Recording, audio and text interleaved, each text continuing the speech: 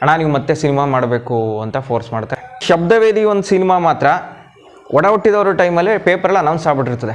ಆ ಸಿನಿಮಾ ಮಂದಿರದಲ್ಲಿ ಒಟ್ಟು 700 ಸೀಟ್ಗಳಿಗೆ ಡ್ಯಾಮೇಜ್ ಮಾಡ್ತಾರೆ. ದಿನ ಕಳೆದಂತೆ ಅಭಿಮಾನಿಗಳ ತಾಳ್ಮೆ ಕಟ್ಟೆ ಒಡೆಯತ್ತೆ. ಅಣ್ಣವ್ರು ಸಿನಿಮಾ ಮಾಡಲೇಬೇಕು, ಆ ಸಿನಿಮಾ ಟಿಕೆಟ್ ಸಿಕ್ಕಿದ್ರೆ ಏನೋ ಒಂದು ದೊಡ್ಡ ನಿಧಿ ಸಿಕ್ಕಿದಾಗೆ ಅನ್ನೋ ಅಷ್ಟರ ಮಟ್ಟಿಗೆ ಅಭಿಮಾನಿಗಳು ಶಬ್ದವೇದಿ ಸಿನಿಮಾ ನೋಡಲಿಕ್ಕೆ ಸಜ್ಜಾಗಿ ನಿಂತಿರ್ತಾರೆ. ಆ ನಂತರ ಅಶ್ವಥ್ ಅವರು ಮತ್ತೆ ಚಿತ್ರರಂಗಕ್ಕೆ ಎಂಟ್ರಿ ಆಗ್ತಾರೆ. ಅರಗಿಣಿ ವೀಕ್ಲಿ ಮ್ಯಾಗಝಿನ್ನು ಸೇಲ್ ಆಗ್ತಿತ್ತು, ಅದರ 5 ಪಟ್ಟು ಅರಗಿಣಿ ಸಿನಿಮಾ ಮ್ಯಾಗಝಿನ್ ಸೇಲ್ ಆಗುತ್ತೆ. ಅವತ್ತು ಇಡೀ ಕರ್ನಾಟಕದಾದ್ಯಂತ ಹಬ್ಬದ ವಾತಾವರಣ. ಅಣ್ಣವರು ಸಿನಿಮಾ ಮಾಡೋದಕ್ಕೆ ಒಪ್ಪಿಟ್ರು.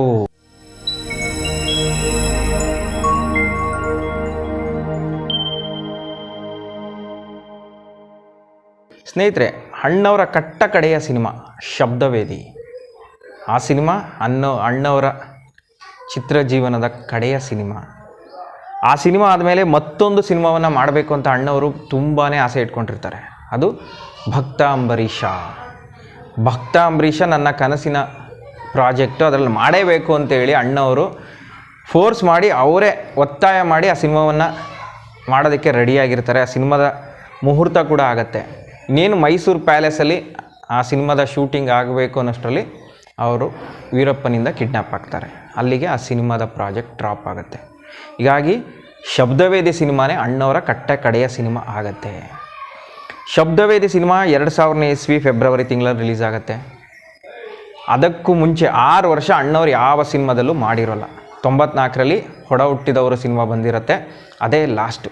ಅದಾದಮೇಲೆ ಅಣ್ಣವರು ಸಿನಿಮಾನೇ ಮಾಡೋದಿಲ್ಲ ನಾನು ಅಂತ ಕೂತ್ಬಿಡ್ತಾರೆ. ಯಾಕೆಂದರೆ ಉದಯ್ ಶಂಕರ್ ಇಲ್ಲ, ಅವರ ಡೈಲಾಗು ಅವರ ಸಾಂಗ್ಸ್ ಇಲ್ಲದೇ ನಾನು ಹೇಗೆ ಆ ಸಿನಿಮಾದಲ್ಲಿ ಆ್ಯಕ್ಟಿಂಗ್ ಮಾಡಲಿ, ನನ್ನ ಮನಸ್ಸಿಲ್ಲ, ನನ್ನ ಮಕ್ಕಳು ಮಾಡ್ತಾವ್ರಲ್ಲ ಸಾಕು ಅಂತೇಳಿ ಅಣ್ಣವರು ಸಿನಿಮಾ ಮಾಡೋದಿಲ್ಲ ಅಂತ ಅನೌನ್ಸ್ ಮಾಡಿಬಿಡ್ತಾರೆ. ಆದರೆ ಅಭಿಮಾನಿಗಳು ಸುಮ್ಮನಿರಬೇಕಲ್ಲ, ಅಣ್ಣವ್ರು ಮಾಡ್ತಾಯಿಲ್ಲ ಸಿನಿಮಾ ಅಂತ ಪ್ರತಿ ವರ್ಷ ಅವ್ರ ಹುಟ್ಟುಹಬ್ಬದಲ್ಲಿ, ಆಗ ಅಣ್ಣವ್ರ ಹುಟ್ಟುಹಬ್ಬನ ಅವ್ರ ಮನೆ ಮುಂದೆನೇ ಆಚರಿಸ್ಕೊಳ್ಳೋರು ಅಭಿಮಾನಿಗಳ ಸಮ್ಮುಖದಲ್ಲಿ ಪ್ರತಿ ಹುಟ್ಟುಹಬ್ಬನೂ.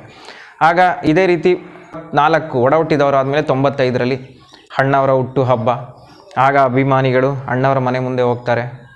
ಆವತ್ತು ಫೋರ್ಸ್ ಮಾಡ್ತಾರೆ, ಅಣ್ಣ ನೀವು ಮತ್ತೆ ಸಿನಿಮಾ ಮಾಡಬೇಕು ಅಂತ ಫೋರ್ಸ್ ಮಾಡ್ತಾರೆ. ಆದರೆ ಅಣ್ಣವರು ನೋಡೋಣ ಅಂಥೇಳಿ ಅಭಿಮಾನಿಗಳಿಗೆ ಸಮಾಧಾನ ಮಾಡಿ ಕಳಿಸ್ತಾರೆ. ಮತ್ತೆ 96ನೇ ಇಸ್ವಿ ಹುಟ್ಟುಹಬ್ಬ ಬರುತ್ತೆ ಅಣ್ಣವ್ರದ್ದು. ಅವತ್ತು ಕೂಡ ಅಭಿಮಾನಿ ಸಾಗರದ ನಡುವೆ ಅಣ್ಣವರು ಹುಟ್ಟುಹಬ್ಬವನ್ನು ಆಚರಿಸ್ಕೋತಾರೆ. ಆವತ್ತು ಕೂಡ ಅಭಿಮಾನಿಗಳು ಫೋರ್ಸ್ ಮಾಡ್ತಾರೆ, ಅಣ್ಣ ಯಾವಾಗ ಸಿನಿಮಾ ಮಾಡ್ತೀರಿ, ನಿಮ್ಮ ಸಿನಿಮಾ ನೋಡಬೇಕು ಅಂತ ಕಾಯ್ತಾ ಇದ್ದೀವಿ ಅಂತೇಳಿ ಆವತ್ತು ಕೂಡ ಅವ್ರ ಮನೆ ಮುಂದೆ ಒತ್ತಾಯ. ಆವತ್ತು ಕೂಡ ಅಣ್ಣವರು ಸಮಾಧಾನ ಮಾಡಿ, ಇಲ್ಲ ನೋಡೋಣ ಯಾವುದು ಕತೆ ಸಿಗ್ತಾ ಇಲ್ಲ, ಮಾಡ್ತೀನಿ ಅಂತ. ಯಾಕೆ ಮಾಡಲ್ಲ ಅಂದರೆ ಡೈರೆಕ್ಟಾಗಿ ಹೇಳಲ್ಲ, ಸುಮ್ಮನೆ ಸಾಗಾಕೋರು. ಅವ್ರಿಗೆ ಮಾಡೋಕ್ಕೆ ಇಂಟ್ರೆಸ್ಟ್ ಇಲ್ಲ, ಯಾಕೆಂದರೆ ಉದಯ್ ಶಂಕರ್ ಇಲ್ಲ, ನನ್ನ ಮಕ್ಕಳು ಮಾಡ್ತಾಯಿದ್ರೆ ನಾನು ಮಾಡೋದು ಬೇಡ ಅಂತ ಅಣ್ಣವರು ಸುಮ್ಮನೆ ಕೂತ್ಬಿಟ್ಟಿರ್ತಾರೆ. ಆದರೆ ಶಬ್ದವೇದಿ ಒಂದು ಸಿನಿಮಾ ಮಾತ್ರ ಒಡ ಹುಟ್ಟಿದವರು ಟೈಮಲ್ಲಿ ಪೇಪರಲ್ಲಿ ಅನೌನ್ಸ್ ಆಗ್ಬಿಟ್ಟಿರ್ತದೆ, ಮುಂದಿನ ಕಾಣಿಕೆ ಶಬ್ದವೇದಿ ಅಂತ. ಅದು ಅಭಿಮಾನಿಗಳ ಮನಸ್ಸಲ್ಲಿ ಕೂತ್ಬಿಟ್ಟಿರ್ತದೆ.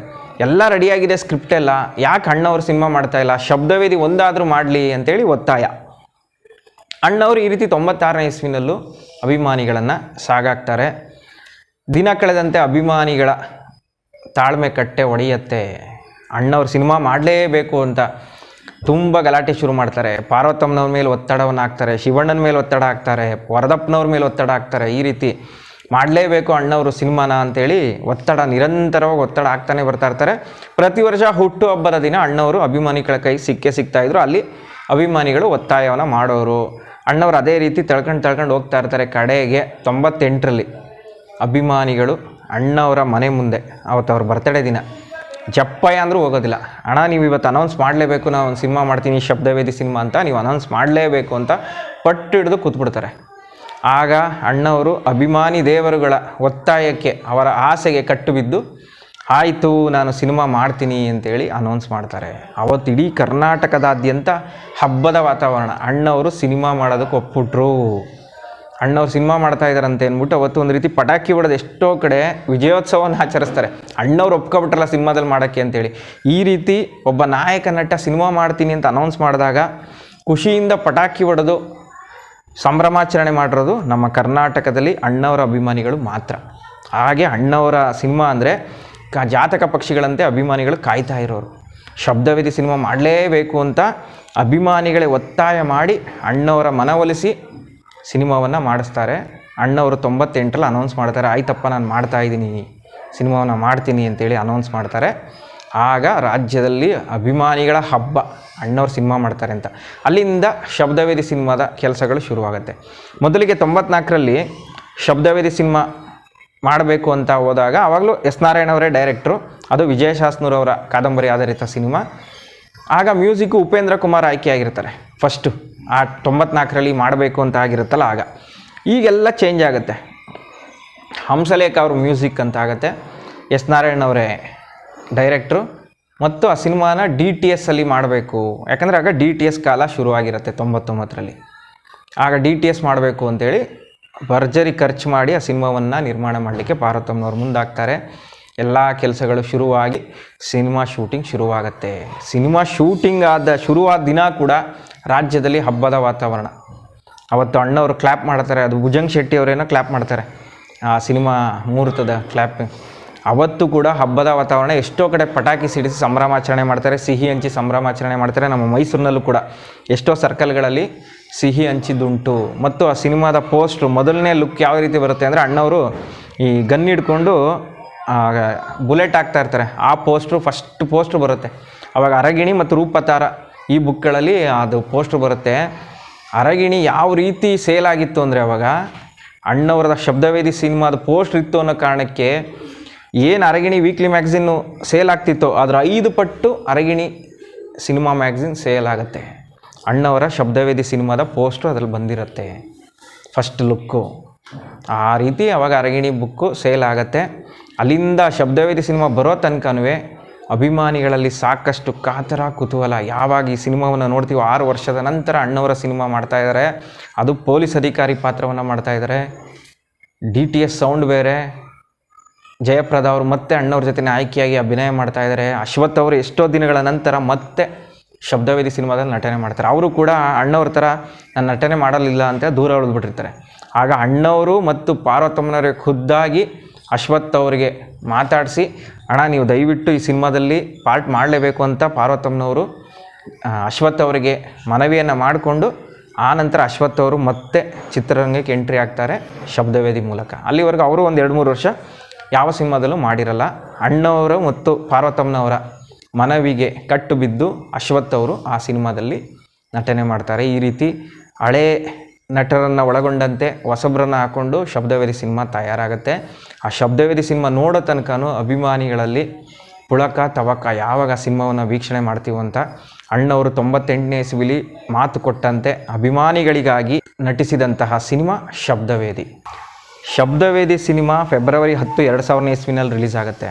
ಆ ಸಿನಿಮಾ ಡೇಟ್ ಅನೌನ್ಸ್ ಆಗ್ತಿದ್ದಾಗೇ ಟಿಕೆಟ್ ತಗೊಳ್ಳೋದಕ್ಕೆ ಅಭಿಮಾನಿಗಳು ರೆಡಿ ಆಗಿಬಿಡ್ತಾರೆ. ಒಂದು ವಾರ ಮುಂಚೆಯಿಂದನೇ ರಾಜ್ಯದ ಯಾವ್ಯಾವ ಚಿತ್ರಮಂದಿರಗಳಲ್ಲಿ ಸಿನಿಮಾ ಬರ್ತಾಯೋ ಅಲ್ಲೆಲ್ಲ ಸ್ಟಾರ್ಗಳನ್ನು ಕಟ್ಟೋದು, ಬ್ಯಾನರ್ಗಳನ್ನು ಕಟ್ಟೋದು, ಹೂನಾರ ಹಾಕೋದು, ಪೋಸ್ಟರ್ಗಳಿಗೆ ಶುರು ಆಗಿಬಿಡುತ್ತೆ ಒಂದು ವಾರ ಮುಂಚೆಯಿಂದನೇ. ಆ ಸಿನಿಮಾ ಟಿಕೆಟ್ ಸಿಕ್ಕಿದ್ರೆ ಏನೋ ಒಂದು ದೊಡ್ಡ ನಿಧಿ ಸಿಕ್ತಾಗೆ ಅನ್ನೋ ಅಷ್ಟರ ಮಟ್ಟಿಗೆ ಅಭಿಮಾನಿಗಳು ಶಬ್ದವೇದಿ ಸಿನಿಮಾ ನೋಡಲಿಕ್ಕೆ ಸಜ್ಜಾಗಿ ನಿಂತಿರ್ತಾರೆ. ರಾಜ್ಯದ ಎಲ್ಲ ಚಿತ್ರಮಂದಿರಗಳಲ್ಲೂ ಸುನಾಮಿ, ಜನ ಸುನಾಮಿ. ಯಾಕಂದರೆ 6 ವರ್ಷದ ನಂತರ ಸಿನಿಮಾ ರಿಲೀಸ್ ಆಗ್ತಿರುವಂಥದ್ದು. ಅಣ್ಣವರ ಸಿನಿಮಾ 6 ವರ್ಷದ ನಂತರ ನೋಡಬೇಕು ಕಾಯ್ಕೊಂಡು ಕೂತಿದ್ರು ಜನ. ಆ ಸಿನಿಮಾ ಎಲ್ಲೆಲ್ಲಿ ರಿಲೀಸ್ ಆಗ್ತಾಯೋ ಆ ಥಿಯೇಟ್ರ್ಗಳ ಮುಂದೆ ಜನ ಸಾಗರ ಸಾಗರ. ಎಲ್ಲ ಚಿತ್ರಮಂದಿರಗಳಲ್ಲೂ, ಬಹುಶಃ ರಾಜ್ಯದ ಎಲ್ಲ ಚಿತ್ರಮಂದಿರಗಳಲ್ಲೂ ಒಟ್ಟಿಗೆ 4 ದಿನದ ಟಿಕೆಟ್ಗಳನ್ನು ಕೊಟ್ಟಿರ್ತಾರೆ. ಎಲ್ಲ ಬಹುಪಾಲು ಚಿತ್ರಮಂದಿರಗಳಲ್ಲಿ 4 ದಿನ, ಗುರುವಾರ ರಿಲೀಸ್ ಆಗುತ್ತೆ, ಗುರುವಾರ, ಶುಕ್ರವಾರ, ಶನಿವಾರ, ಭಾನುವಾರ 4 ದಿನ ಟಿಕೆಟ್ ಕೊಟ್ಟು ಮುಗಿಸಿರ್ತಾರೆ. ಬೆಂಗಳೂರಿನಲ್ಲಿ ಮೇಯ್ನ್ ಥಿಯೇಟ್ರು ಕಪಾಲಿ, ಮೈಸೂರಿನಲ್ಲಿ ಪ್ರಭಾ, ಶಾಂತಲಾ, ಸರಸ್ವತಿ ಮತ್ತು ರಣಜಿತ್ ಚಿತ್ರಮಂದಿರಕ್ಕೆ ಮಾರ್ನಿಂಗ್ ಶೋ ಬರುತ್ತೆ. ಬೆಂಗಳೂರಲ್ಲಿ ಕಪಾಲಿನಲ್ಲಿ ಆ ಸಿನಿಮಾ ರಿಲೀಸ್ ದಿನ ಒಂದು ಇನ್ಸಿಡೆಂಟ್ ನಡೆಯುತ್ತೆ. ಏನಂದರೆ DTS ಸೌಂಡ್ ಬೇರೆ ಆ ಸಿನಿಮಾಗಲ್ವಾ, ಅಲ್ಲಿ DTS ಸೌಂಡ್ ಕೈ ಕೊಟ್ಬಿಡುತ್ತೆ ಕಪಾಲಿ ಚಿತ್ರಮಂದಿರದಲ್ಲಿ. ಅಭಿಮಾನಿಗಳು ರೊಚ್ಚಿಗೆದ್ದು ಬಿಡ್ತಾರೆ. ಸೌಂಡ್ ಬರ್ತಾ ಇಲ್ಲ. ಮೊದಲನೇ ದಿನ ಬೇರೆ ಸಿನಿಮಾ. ರೊಚ್ಚಿಗೆದ್ದು ಆ ಸಿನಿಮಾ ಮಂದಿರದಲ್ಲಿ ಒಟ್ಟು 700 ಸೀಟ್ಗಳಿಗೆ ಡ್ಯಾಮೇಜ್ ಮಾಡ್ತಾರೆ. ದೊಡ್ಡ ಗಲಾಟೆ. ಪೊಲೀಸರು ಹೋಗಿ ಲಾಠಿ ಚಾರ್ಜ್ ಮಾಡಿ ಆ ಗಲಾಟೆಯನ್ನು ಹತೋಟಿಗೆ ತರ್ತಾರೆ. ಆ ಮಟ್ಟಿಗೆ ಅಭಿಮಾನಿಗಳು ರೊಚ್ಚಿಗೆದ್ದು ಬಿಡ್ತಾರೆ. ಮೊದಲೇ ಕಪಾಲಿ ಥಿಯೇಟ್ರ್ ಕೊಳಗ ಅಂದರೆ ಅತಿ ಹೆಚ್ಚು ಜನ ಕುತ್ಕೊಳ್ಳುವಂಥ ಚಿತ್ರಮಂದಿರ. ಅಲ್ಲಿ ಈ ರೀತಿ ಸಮಸ್ಯೆ ಆಗಿ ಆ ಸಿನಿಮಾ ರಿಲೀಸ್ ದಿನ ದೊಡ್ಡ ಗಲಾಟೆಯಾಗಿ ಸೌಂಡನ್ನು ರಿಪೇರಿ ಮಾಡ್ಸೋಕ್ಕಾಗಲಿಲ್ವ ನಿಮಗೆ ಅಂತ ದೊಡ್ಡ ಗಲಾಟೆ ಆಗುತ್ತೆ. ಅದು ದೊಡ್ಡ ಸುದ್ದಿ ಕೂಡ ಆಗುತ್ತೆ. ಪೊಲೀಸವ್ರು ಬಂದು ಕಂಟ್ರೋಲ್ ಮಾಡ್ತಾರೆ. ಸಡನ್ನಾಗಿ ಅವತ್ತು ರಿಪೇರಿ ಮಾಡಿಸಿ ಅದರ ನಾಳಿದಿಂದ ಏನೋ ಸಿನಿಮಾ ಮತ್ತೆ ಶುರುವಾಗುತ್ತೆ. ಆ ರೀತಿ ಶಬ್ದವೇದಿ ಸಿನಿಮಾದಲ್ಲಿ ಗಲಾಟೆಯಾಗಿತ್ತು.